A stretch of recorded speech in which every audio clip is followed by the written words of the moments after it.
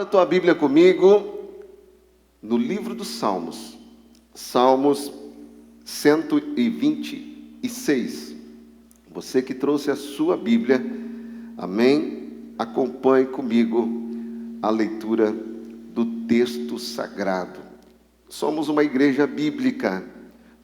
Você precisa ter um exemplar bíblico, de preferência, para que falemos a mesma linguagem.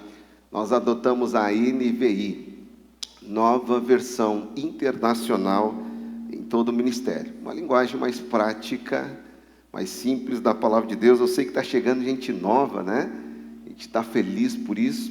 Próxima ceia, muitos irmãos vão ingressar como novos membros e nós estamos muito felizes por isso. A igreja não para de avançar. Amém, queridos?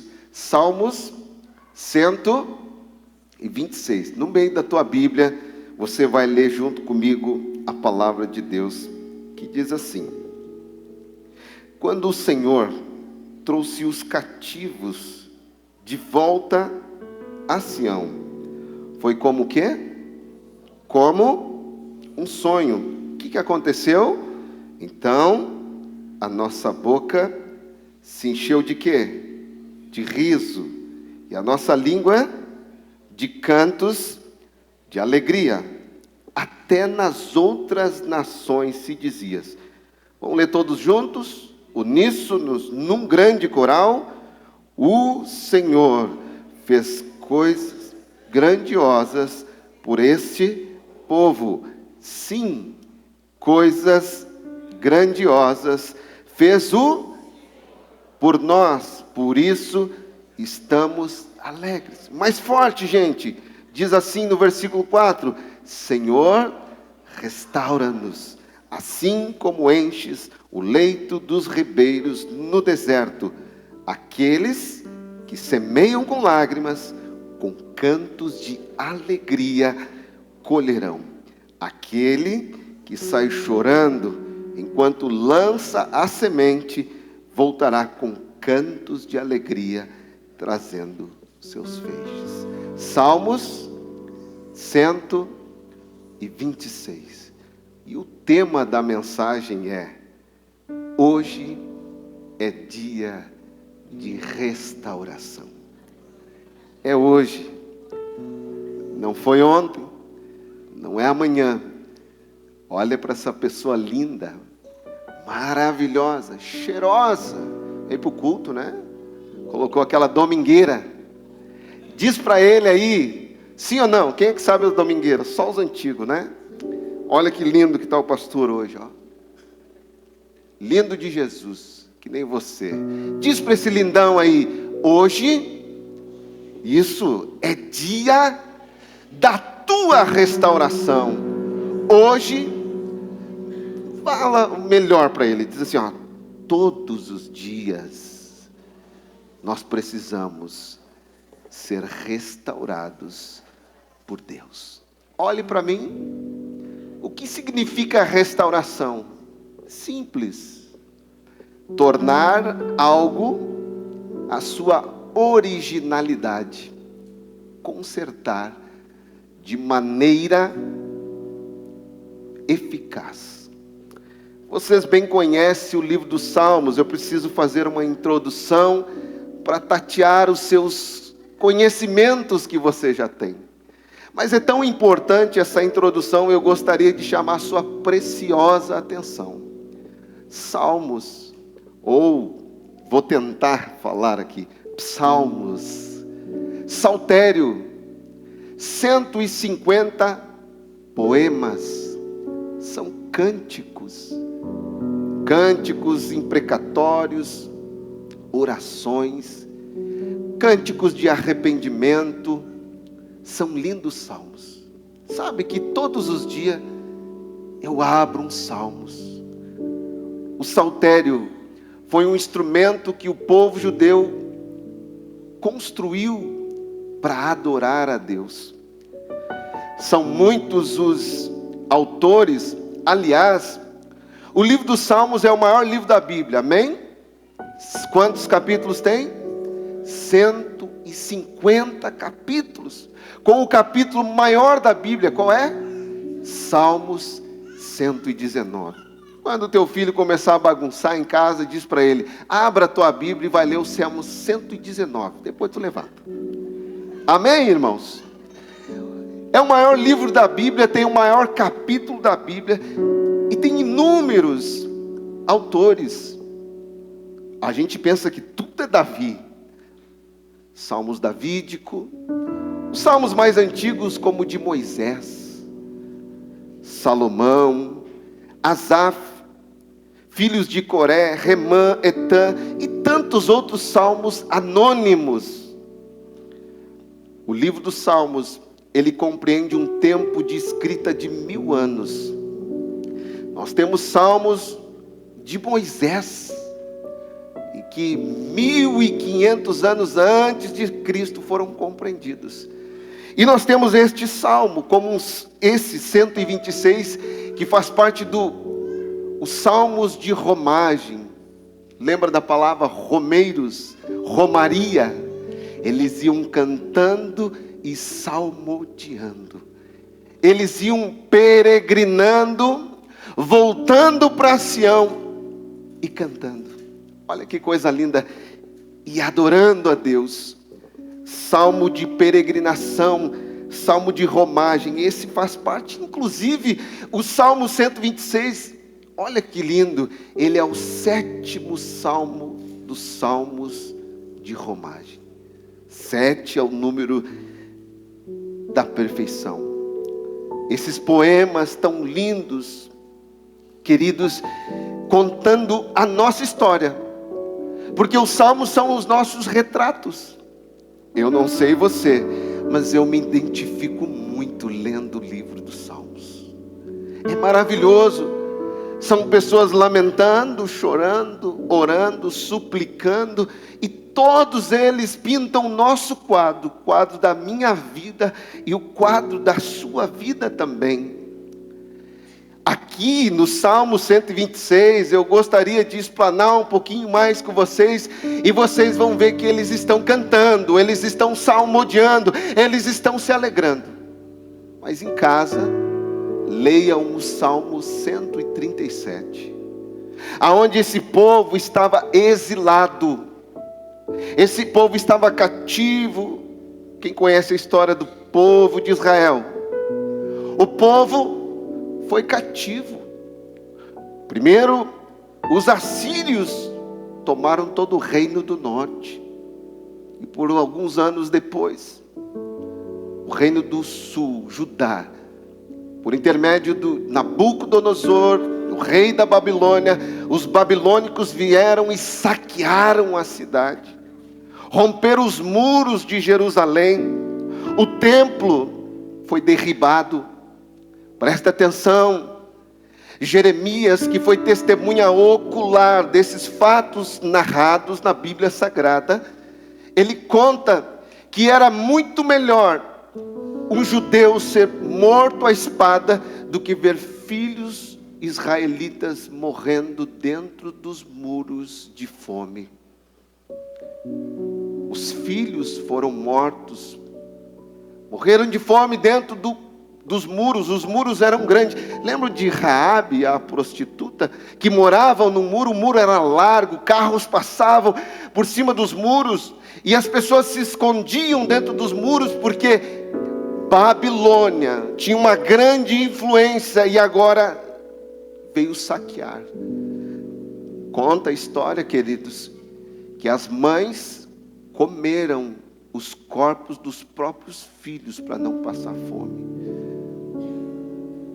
Caos instaurado, a derrota de Jerusalém. Mas pastor William, a história é a pedagoga da vida.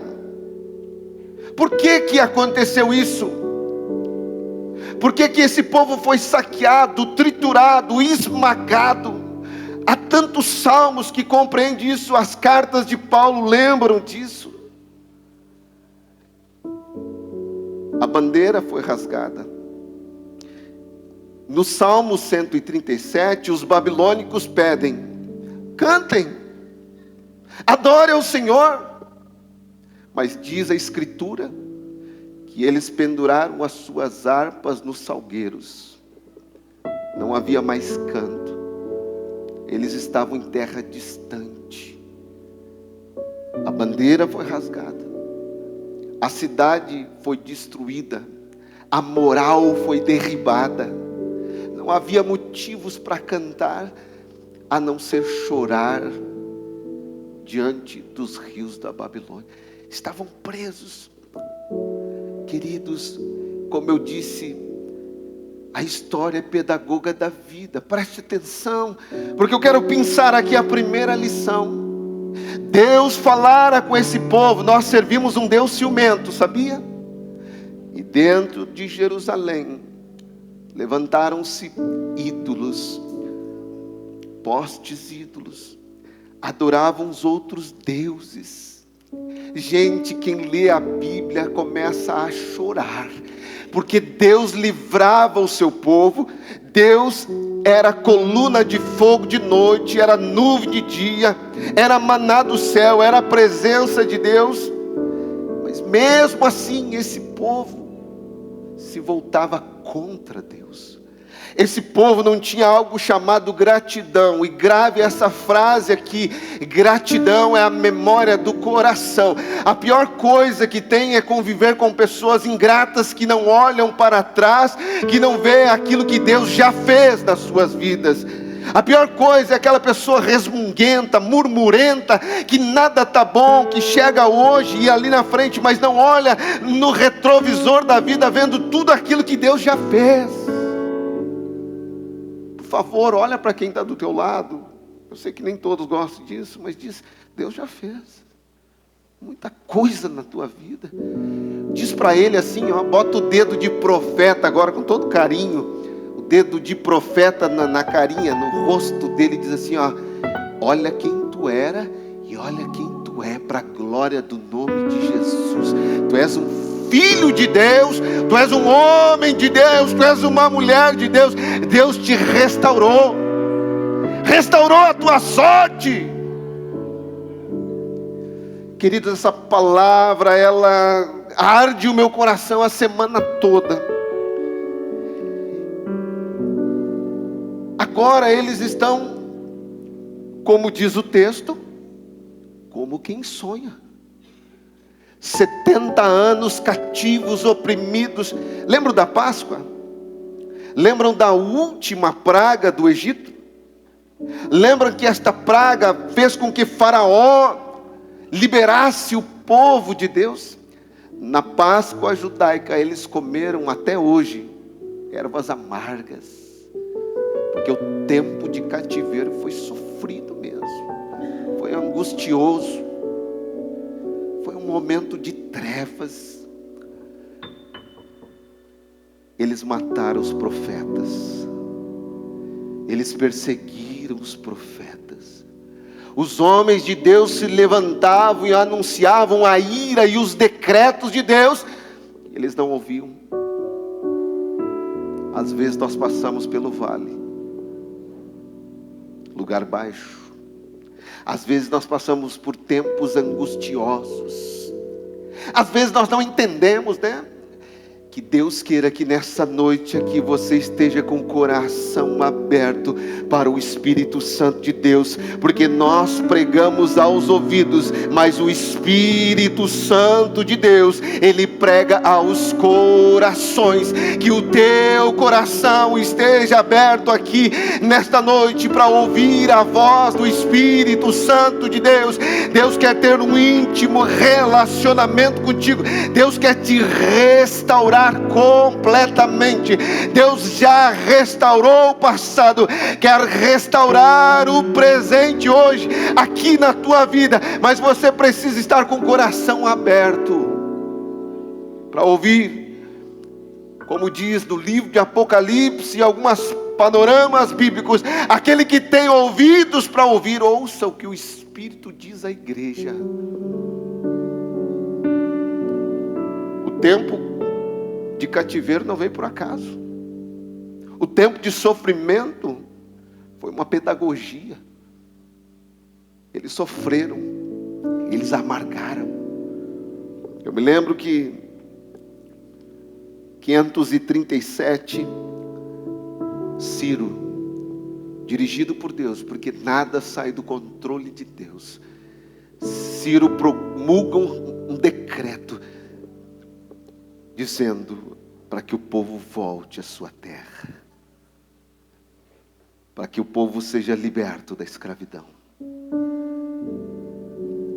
Deus já promulgou um decreto na tua vida. Você não é mais escravo do diabo. Você não é mais escravo do seu eu. Você saiu do Egito. Você tem agora a direção e o direcionamento de Deus. Para muitos isso aqui não é muita coisa, mas para outros tantos estão dando glórias a Deus. Hoje você não é mais escravo do diabo. Hoje você não é mais cavalo do diabo. Hoje Deus te libertou. Hoje você agora não anda mais em terra estranha. Hoje você é dirigido por Deus. Hoje você está de volta a Sião. Hoje você é filho de Deus. Mas a Bíblia conta, queridos, que só em 444, Neemias, dirigido por Deus, começa a reconstrução dos muros da cidade. Eu me lembro que ele, copeiro do rei, ele está triste, e o rei diz: isso só pode ser problema de coração. E ele pede direção ao rei. Escute, a restauração vem através da obediência. A restauração vem das mãos do Senhor. Ele diz: rei Artaxerxes, se você me liberar, eu voltarei para Sião e reconstruirei.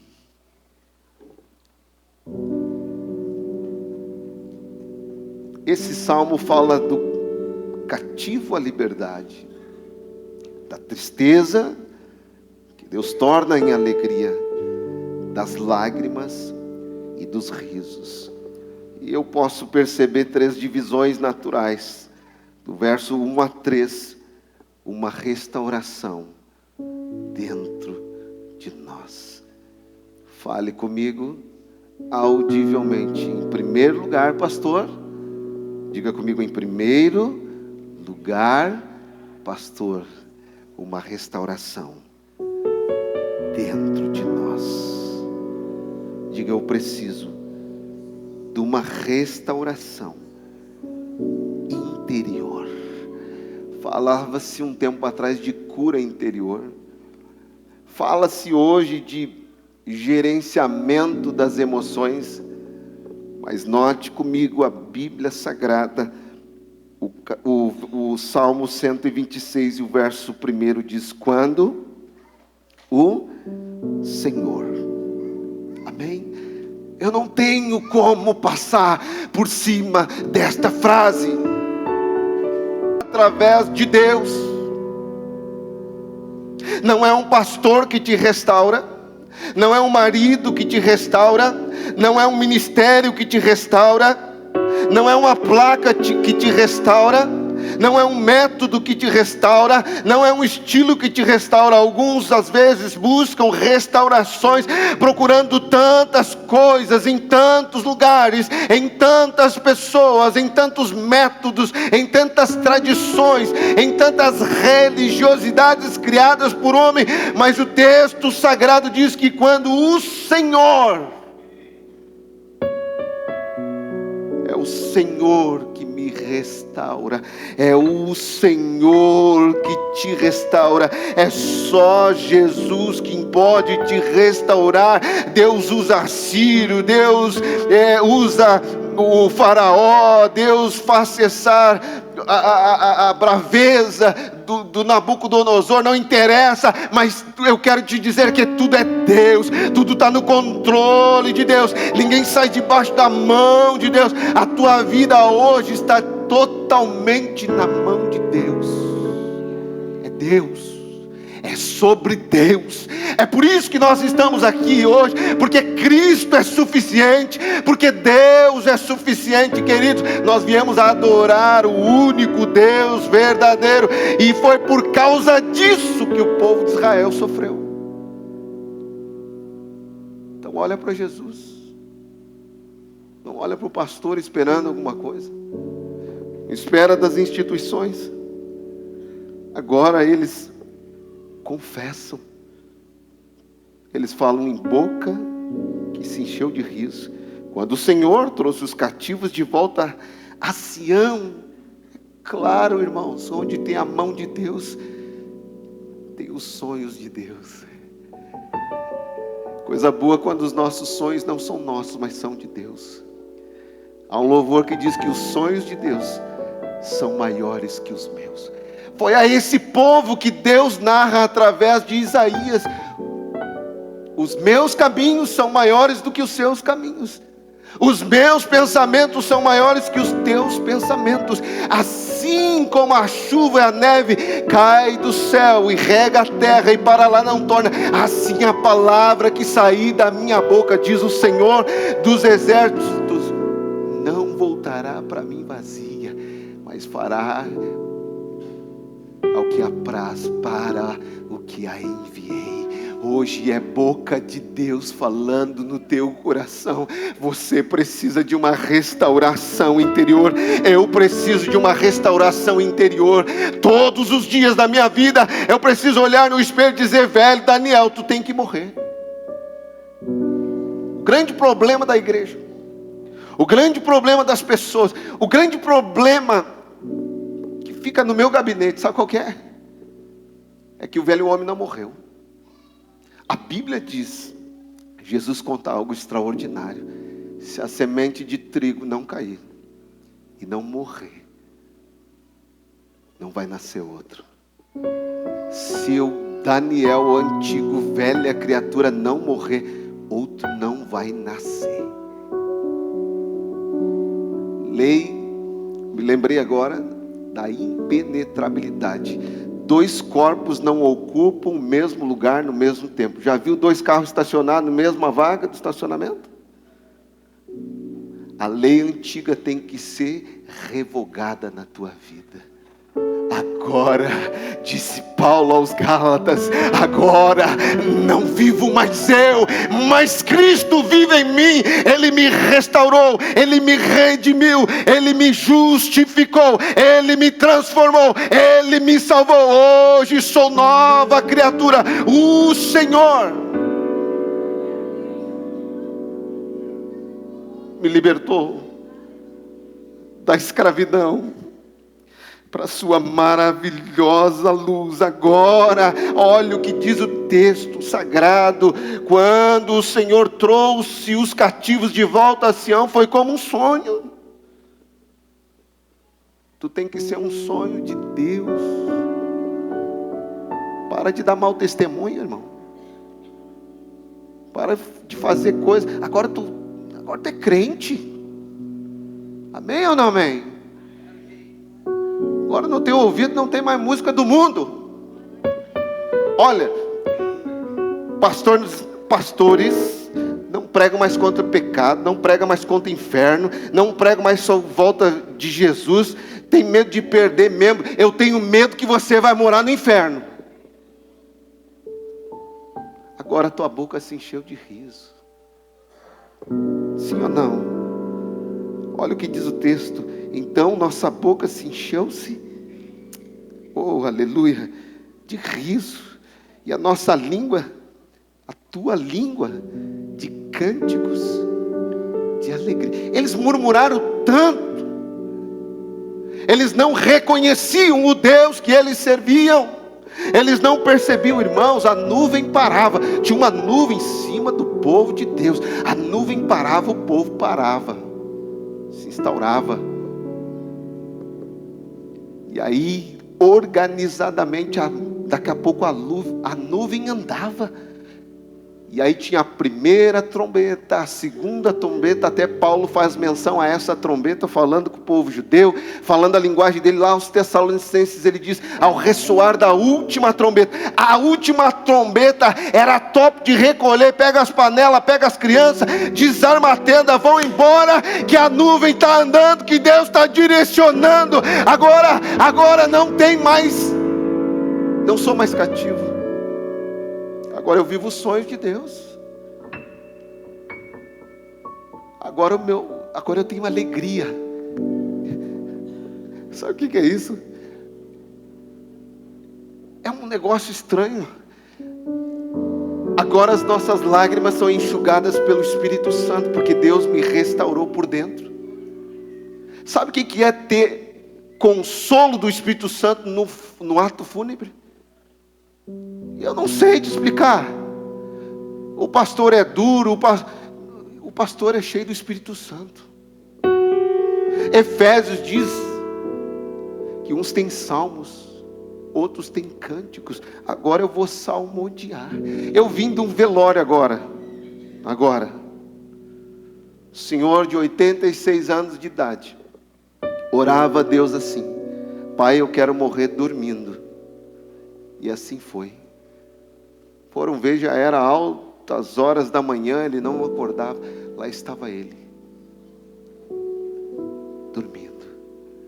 Louvado seja o nome do Senhor. Preciosa é à vista do Senhor a morte dos seus santos. Até eu partir, eu preciso glorificar a Deus, mas eu preciso de uma restauração interna. A Bíblia diz aqui, então a nossa boca, verso 2, olha comigo, se encheu de riso, a nossa língua de cânticos de alegria, até nas outras nações se dizia. Diz para o irmão, isso é testemunho. Diz para ele, isso é testemunho, isso não é testemunho. Tem gente dando testemunho, tem gente envergonhando o Evangelho, tem gente que com as suas posições, tem gente que com as suas reações, tem gente que com as suas decisões me envergonha o Evangelho de Deus. Não parece que Deus trouxe de volta. Sabe o que você precisa? Eu falo aqui com autorização do Espírito Santo de Deus. Eu sou profeta de Deus para a tua vida. A palavra de Deus está sendo pregada. Você precisa de uma restauração interior. Esse coração ainda não foi transformado. Tem que ter alegria. Tem que ter cântico. Só não vou cantar aqui porque o irmão Tiago depois tira do ar do YouTube. Eu estou desconfiando que aquela pregação não foi para o YouTube, porque eu tentei cantar aqui. Estou desconfiado, Deus vai me mostrar. Eu acho, não sei, diz que deu um negócio errado lá. Eu acho que é porque o pastor tentou cantar, e o pastor cantando é uma obra. Mas eu louvo, tudo aquilo que tem fôlego, louva ao Senhor. Eu louvo no banheiro, eu canto lavando a louça, e é uma pilha abençoada, os filhos assim, né? Eu lavo louça, viu? Bem lavadinho. Dá glória a Deus, amor. Aleluia. Recebo. Meu coração se encheu de riso. Não está como você pensa, não está como você quer, mas o Espírito Santo te restaurou. Quantos podem orar comigo aqui nessa noite? Fechar os seus olhos e dizer: Senhor, restaura a minha vida. Eu preciso dessa restauração interior do meu coração, nas minhas emoções. Olhe para você mesmo, examine-se o homem a si mesmo. Querido, você precisa reconhecer que precisa de uma restauração interior, e através desta restauração interior vem os sonhos de Deus, vem a alegria de Deus, vem o sorriso de Deus nos teus lábios, no teu coração.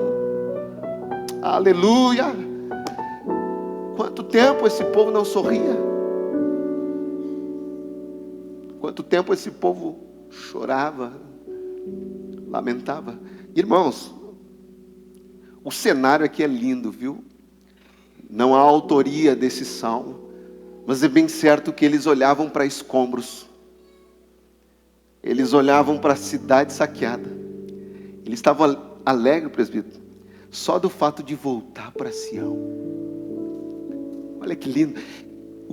O cenário que eles estavam vendo era catastrófico. Diz que depois de Neemias, 147 anos levaram para a reconstrução de Israel. É só ler Malaquias, Sofonias, Abacuque, Ageu. O profeta Ageu chega a dizer: vocês estão construindo mais a casa de vocês. A casa de vocês está embelezada, está decorada. E a minha casa? Eles estavam olhando para o templo de Salomão derrubado. Tinha motivo para sorrir? Às vezes você olha e diz: não tem motivo para sorrir, pastor. Mas aonde que está a restauração do Espírito Santo no teu coração? Aonde que está a alegria da salvação? Aonde que está a alegria de não ser mais preso por Satanás? Isso deve ferver nosso coração de alegria, e nós precisaríamos saltar de alegria. Quantas pessoas gostariam de estar no lugar que você está? Você foi chamado por Deus, eleito de Deus, está entre os príncipes de Deus, está salvo, selado pelo Espírito Santo. Diga comigo: restauração no interior. Mas também tem, diga comigo, mas também tem a restauração ao nosso redor. Ao redor deles. Olha comigo o versículo 4. O verso 4 diz: Senhor, restaura-nos, assim como enches leitos do ribeiro no deserto. Restauração ao nosso redor. Há uma versão um pouco mais antiga que diz assim, se eu acho aqui: restaura, Senhor, como as torrentes do Negueb. Muitos de vocês sabem que o Negueb é, se não maior, um dos maiores desertos da Judeia. Árido. De costume, 11 meses sem chuva. E há um fenômeno lindo que acontece. Eu não sei se vocês já tiveram o privilégio de ver vídeos no YouTube, mas do nada, dos montes, começa o orvalho de Deus, a correnteza de Deus, a água de Deus corre sobre as fissuras do deserto, aonde eles lamentavam, chorando, levando a semente. Um episódio fenômeno acontece no deserto. Rios de água viva. Há promessas de Deus que quando o Senhor voltar, o rio vai fluir, vai fender o monte. O salmista conhecia muito bem o território, a geografia. Haverá restauração ao nosso redor. A tua família. Mesmo que houvesse muito trabalho para fazer, muita reconstrução para fazer, tem coisas que só Deus pode fazer. Faça a sua parte, seja restaurado interiormente. Não é assim que diz a Bíblia no Novo Testamento? Enchei-vos tua parte do Espírito. Vigiando, orando, estudando a Bíblia, fazendo devocional, cuidando para não pecar, cuidando para não cair em tentação, sim ou não? Mas tem a parte que Deus faz, e a parte que Deus faz, Deus já está fazendo. Fica tranquilo que a porta vai se abrir, fica tranquilo porque Ele vai curar, fica tranquilo porque Ele vai restaurar. Faça a tua parte, porque a parte de Deus, Ele vai fazer a restauração ao redor, Ele vai fazer. O profeta diz: enche como o Senhor já fez. E às vezes a gente é saudosista, parece que só fez, mas Ele é o mesmo ontem, hoje e será eternamente. Ele vai fazer, Ele vai fazer. Ontem nós celebrávamos um casamento e eu dizia: lembra, irmã, lembra, dos tempos do cativeiro. Lembra, ela chegou a dizer: pastor, eu tenho o dedo podre. Eu disse: em nome de Jesus, repreende essa palavra. Deus vai trazer torrentes do Negueb, vai te exaltar. Outras nações, entre as nações se diziam, se conversavam: grandes coisas fez o Senhor por nós. Por isso estamos alegres. Eu conclamo você a se alegrar aqui. Eu conclamo você nessa noite a ficar na pontinha dos pés. Sair daqui com o coração fervoroso, cheio de alegria do Espírito Santo, renovados e restaurados na presença de Deus, porque Ele já fez, Ele já morreu na cruz por ti. Quantas vezes eu vou te lembrar que Ele já disse a última palavra: tetelestai, está consumado, está tudo feito, só falta a tua parte. O que tu está pensando? Esperando o outro? Tem gente esperando a esposa, outro esperando o marido. Olha a hermenêutica bíblica. Por isso que muitos dizem, a Bíblia diz, que haverá dois numa cama, um será tirado e o outro será deixado. Haverá dois no campo trabalhando, um será levado e o outro será... Hoje é pessoal, é uma restauração pessoal. É uma restauração pessoal. Eu repito, é uma restauração pessoal. Você, eu, nós, todos nós aqui precisamos ser restaurados todos os dias. Mesmo que estejamos vendo escombros, mesmo que não há saída para nós, mesmo que tudo foi derribado, hoje Deus restaura a tua vida. Você só precisa crer. Você precisa tomar uma decisão. A parte de Deus Ele está fazendo restauração. Diga comigo: restauração. Só Jesus pode dar. Pastor William, nós somos o povo da nova aliança.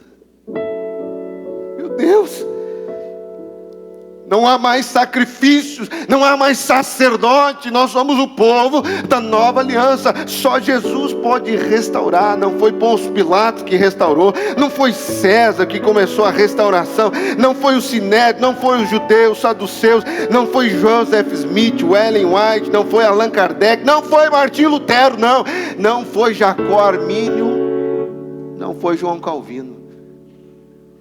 Para com essa bobagem. Foi Jesus de Nazaré. Diz para ele aí: foi Jesus de Nazaré que restaurou a tua sorte, que restaurou o teu interior e está restaurando ao redor. As torrentes do Negueb serão encharcadas. Ele está restaurando a tua casa hoje, a tua sorte. Irmãos, olha para mim, não é abrir o jornal lá no horóscopo. Ainda bem que não tem ninguém aqui assim. Eu ensino o povo. Eu ensino. Não é livro de autoajuda. Podia citar uns nomes aqui, né, pastor? Não é videozinho no YouTube. Sabia que tem gente que congrega em casa? Toma até ceia em casa. Misericórdia. E a igreja? Quem criou a igreja? Um dia eu vou trazer essa mensagem aqui. Quem criou a igreja? Foi Jesus. Edificarei a minha igreja, e as portas do inferno não prevalecerão contra a igreja. Está fora da igreja. Não é que eu me arrisco a falar teologicamente, com a hermenêutica, com a exegese, tudo que tu quiser. Está fora da igreja, não está salvo. Não tem obediência. A ceia é para quem? Para quem fica em casa ou é para a igreja? Esperar uns pelos outros é para quem fica na frente da televisão ou é para a igreja? O Senhor vai buscar uma igreja lavada, remida no sangue de Jesus. Ele identificou, construiu e colocou um nome. Deu um nome, chamou de noiva. E noiva fica ataviada, sem mácula, sem mancha, esperando a voz audível do noivo. Eu aguardo a volta de Jesus. Essa igreja aguarda a volta de Jesus. Noiva zelosa de boas obras. Aí fica em casa, Eu estou no monte, pastor, Monte das Cobertas. Monte das Cobertas. Que monte é esse? Eu faço as minhas orações. Eu mando Pix. Eu não quero teu Pix, irmão. Não quero a tua oferta, eu quero a tua salvação. Eu quero a tua coinonia, eu quero a comunhão. Eu quero te abraçar. Aqui que é o lugar de guerra, sabia? Aqui é o lugar da confrontação. É na Assembleia dos Santos que Deus derrama da sua graça e do seu favor. Eu podia pregar um dia aqui só sobre isso. A igreja do Senhor, família de Deus, não é, Bruno? Chegou solitário. Aqui Deus nos coloca em família. Aqui nós nos chamamos de irmão. Aqui nós somos filhos tudo do mesmo pai. E não tem filho predileto, viu? Pastor bola. Não tem filho predileto. Mas eu sou pastor, presidente. Problema é teu. Eu sou filho de Deus. Sou servo de Deus. Jesus não chamou pastor, presbítero, diácono. Ele chamou servo. Chamou filho. Ele morreu por filhos. Volta para a mensagem, pastor. Diga para mim, restauração interior. Diga restauração ao meu redor. E diz assim, diz para mim, conclui aí, pastor. Não, mais forte. Quer que eu conclua? Então diz, conclui aí, pastor. Então diz assim, restauração diante de nós. Olha o versículo. Por que vocês agora falaram? Então, louco para ir embora, né? Que crentaiada mais fraca que fica olhando para o relógio, dá vontade de ir embora. Um culto por semana. Fala, Jeová. Fala, Espírito Santo. Você veio para renovar as tuas forças, restaurar a tua vida, o teu vigor. Ô presbítero Valmir, pastor Ageu, pastor Rogério, pastor William, os que estão aqui, pastor Rui. Eu sou do tempo que tinha culto manhã, tarde e noite. Tinha culto de manhã, consagração, jejum. E de tarde tinha congregação para inaugurar, culto da tarde, sol pegando 4 horas da tarde. E vinha de uma vigília, e não eram essas vigilinhas aí que até as 3. Ai, eu estou com frio. Ai, pastor, espera passar esse tempo. Quando esquentar um pouquinho. Se fazer batismo no inverno, agora não. Esquenta a aguinha aí, pastor. Mas que isso, rapaz? Que crentaiada é essa? Que geração é essa, irmão Tiago? Tu é da antiga, tu sabe o que eu estou falando. Eu sou pé de boi, raiz. O amor, mandei um amém. Irmãos, e aí convida para a oração, fica olhando no relógio, não faz mais jejum, né, santo? Não faz mais jejum. Se a igreja não proclamar o jejum, não faz jejum também.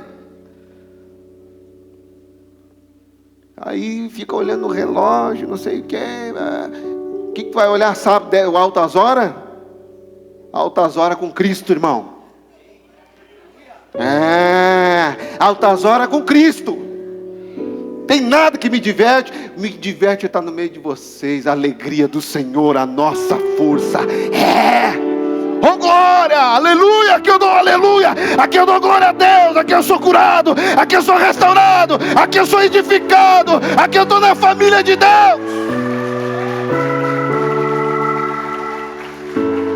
A minha alegria é pregar o Evangelho, a minha alegria está entre os irmãos. A minha esposa puxa o casaco, eu digo, o inimigo está me puxando, mas eu não vou parar. Ontem nós saímos 1h do restaurante, na hora de ir embora, pastores.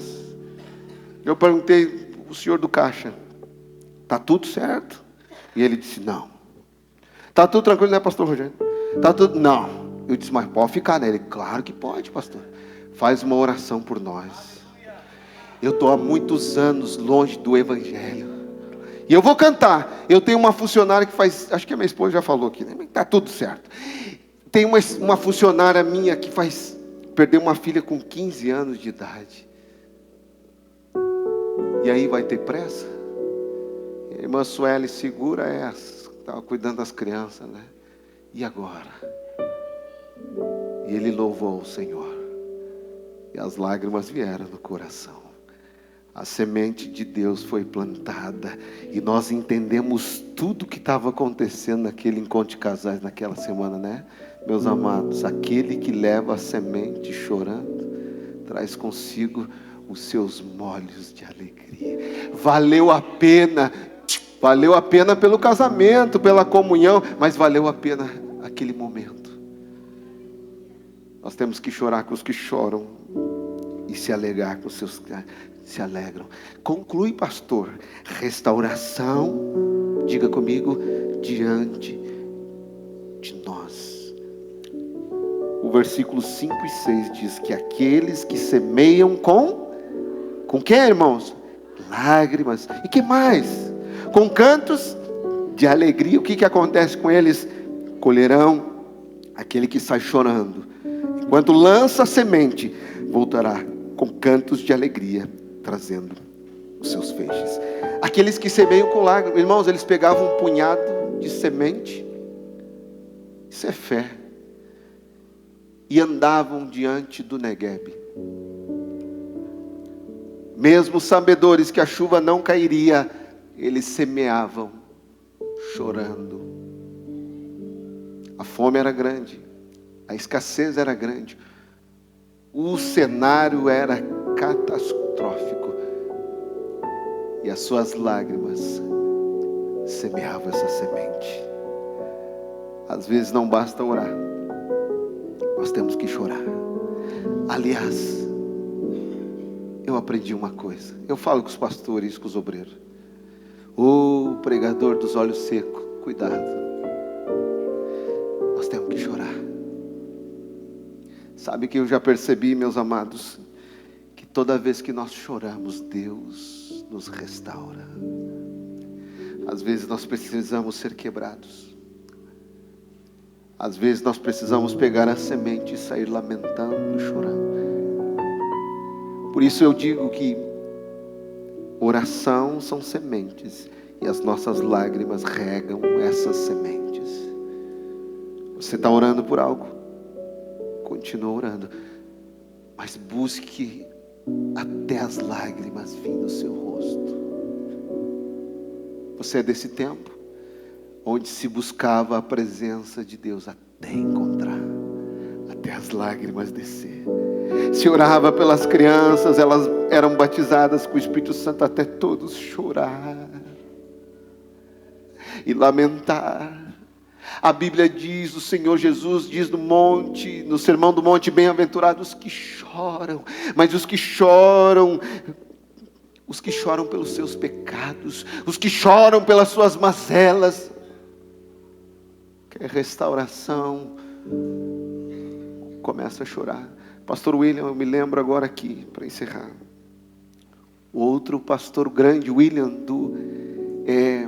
chamado, minha memória, Jesus, Espírito Santo me ajuda, os desbravadores,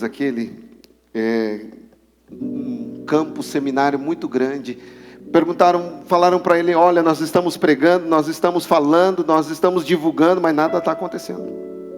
Nada está acontecendo. William, alguma coisa. Bolt. Está acontecendo alguma coisa que nós não estamos entendendo, que não está tendo resultado. Almas não estão salvando. Escute. E ele diz o seguinte: sabe o que está faltando? Vocês estão orando, mas não estão orando com lágrimas. Nós precisamos chorar. Nós precisamos lamentar. Aquela reunião de obreiro, eu vi todo mundo chorando. Coisa boa quando nós unimos a família em casa e todo mundo começa a chorar.